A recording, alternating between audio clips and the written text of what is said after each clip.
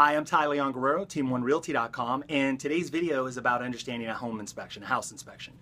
So what I always suggest to get them done in a timely manner. Now, the California Association of Realtor RPA, Residential Purchase Agreement, has typically a 17-day window for the buyer's inspections and due diligence.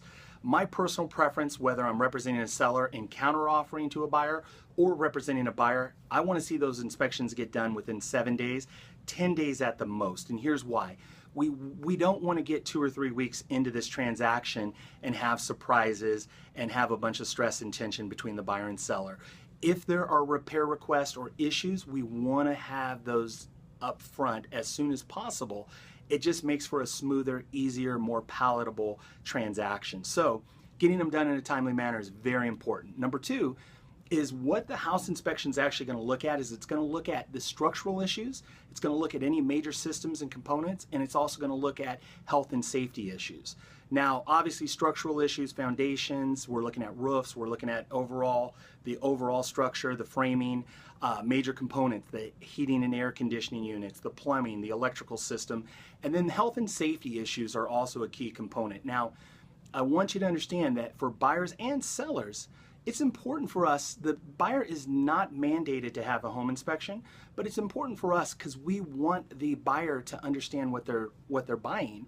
And then also from a seller's point of view, it's good because you don't want to have disclosure issues or problems after the close of escrow. It's important. We want the buyer to really understand what they're buying. So if there are any major structural issues or health and safety issues, we want to address those. Now, my third point here is that for buyers to really understand, as well as sellers, that sellers are not obligated to do repairs.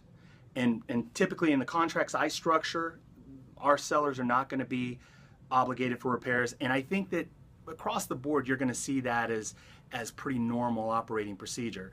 Sellers will have the right to reject any kind of repair request. So I would always suggest to buyers to be reasonable.